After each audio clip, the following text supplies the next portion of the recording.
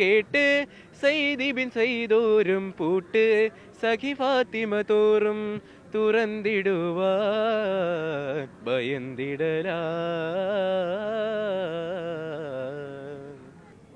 സംസ്ഥാന സ്കൂൾ കലോത്സവത്തിന്റെ ആദ്യ ദിനം തന്നെ ഗംഭീര പ്രകടനങ്ങളാണ് കൊച്ചു മിടുക്കന്മാർ കാഴ്ചവെക്കുന്നത്. ഓരോ വേദികളിലേക്ക് നമ്മൾ ചെല്ലുമ്പോഴും അതിലൊക്കെ നമുക്ക് ആകർഷണീയമായ എന്തെങ്കിലും ഒന്നുണ്ടാവും.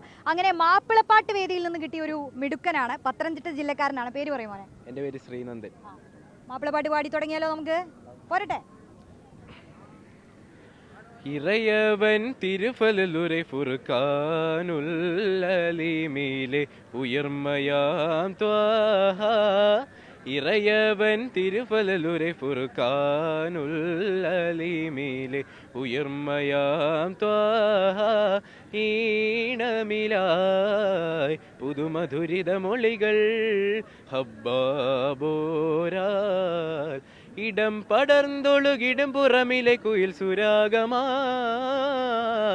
ചെവിത്തുടൻ ഇരിമാ ഈറപ്പൂലി കലമ്പിടും അതിഹൊലബാൽ ഉമറുടൻ ബാബുങ്കൽ മുട്ടി വിളിത്ത് ഭാരത്തിൽ ധാരകിടുത്ത് കേട്ട് സൈദിബിൻ ചെയ്തോറും പൂട്ട് സഖി ഫാത്തിമ തോറും തുറന്നിടുവാർ ഭയന്നിടലാ.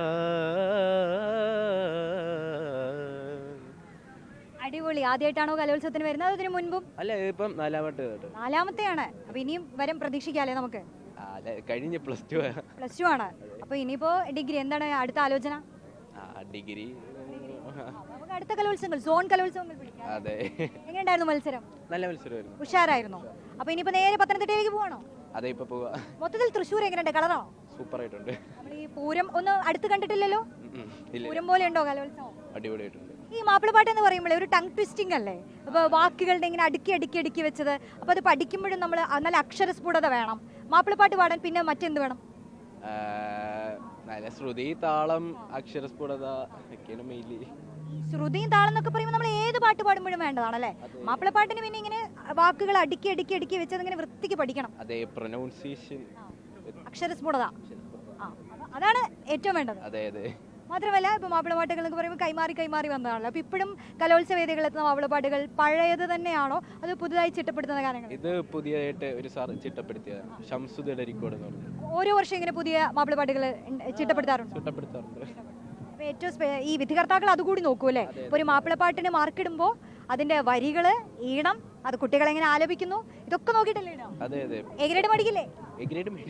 അപ്പൊ നമ്മൾ തൃശ്ശൂരിൽ നിന്ന് ഈ പത്തനംതിട്ടക്കാരൻ വളരെ സന്തോഷത്തോടു കൂടി സ്റ്റേജിൽ അത്യുഗ്രൻ പ്രകടനം കാഴ്ചവെച്ചുകൊണ്ട് റിപ്പോർട്ടറിന്റെ നമ്മുടെ ഈ വേദിയിലും ഒരു പ്രകടനം കാഴ്ചവെച്ചുകൊണ്ട് തിരിച്ചു പോവാണ്. All the best. A grade മേടിച്ചിരിക്കണം. ഓക്കെ.